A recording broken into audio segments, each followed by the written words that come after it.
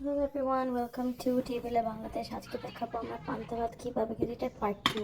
তো আমাদের কাছে পেঁয়াজও আছে, পান্তা ভাত আছে, ইলিশ মাছ আছে, আর আলু ভর্তা আছে। আজকে দেখাবো আমরা কীভাবে খেয়েছি এটা। ট্রাস্ট মি, আপনাদের সাথে শেষ পর্যন্ত থাকলে ইট ইজ ওয়ার্থ ইট। এত সুন্দর হয়েছে খাবারটা। আর পান্তা ভাতটা অ্যাকচুয়ালি আমাদের খুবই প্রিয় আর খুবই কাছের, কারণ যেটা আমাদের হেরিটেজ ডিশ বলা যায়। তো এখন শুরু করে দিই কীভাবে খাই।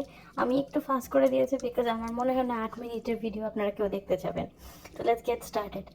তো এই ভিডিওর মধ্যে সবসময় আপনি খেয়াল করবেন আমরা মাখাই বেশি, খাই কম। আই থিঙ্ক আমাদের ম্যাক্সিমাম টাইম যায় মাখাতে মাখাতে, কিন্তু এই মাখানোটা দেখেই আমার মনে হচ্ছে যে একটু আবার এখানে ফেরত যায়, কারণ যে এত মজা ছিল। মানে আমার কথা রেসিপিটা ট্রাই করুন। আর আমার মনে হয় বাংলাদেশিরা সবাই পান্তা ভাত ইজ আ মাস্ট।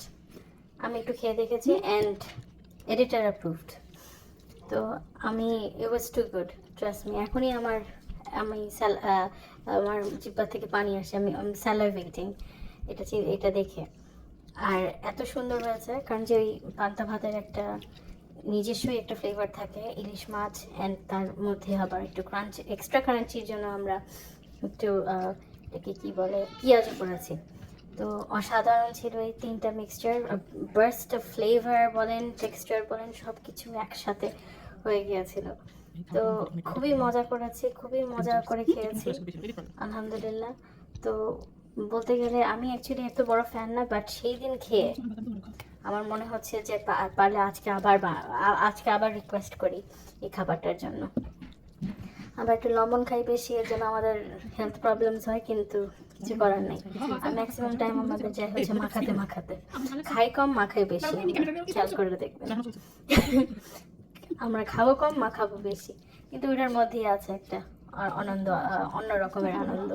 কিন্তু আমি আবার খেলাম, কারণ যে আমার তৃপ্তি হলো না, মানে ইটস টু গুড। আমার রিয়াকশন দেখেই বুঝতে পারবেন যে কত ভালো ছিল।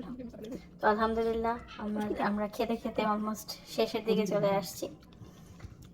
তাও আমরা মাখানো স্টপ করবো না। অ্যাকচুয়ালি খাবারটা খেতে পুরোপুরি 8 মিনিট লেগেছে, কিন্তু I mean it's a record breaking duration. ওনার কথা বাদ দেন, উনি অনেক স্লো খায়। আমরা আগের থেকে হুক ছেড়ে দিয়েছি, কিন্তু স্লো খাওয়া ডাইজেশনের জন্য অ্যাপারেন্টলি ভালো। তো ওটা that is to be noted, কিন্তু অন্য কারণের জন্য ভালো না। তো এখন এটা হচ্ছে গিয়ে লাস্ট পার্ট। আর এই ঝোলটা তো ছাড়া যায় না, এত মজাদার ঝোল। প্লিজ সাবস্ক্রাইব করবেন, আপনারাও ট্রাই করবেন, আমাদের জানাবেন কেমন লেগেছে। Thank you.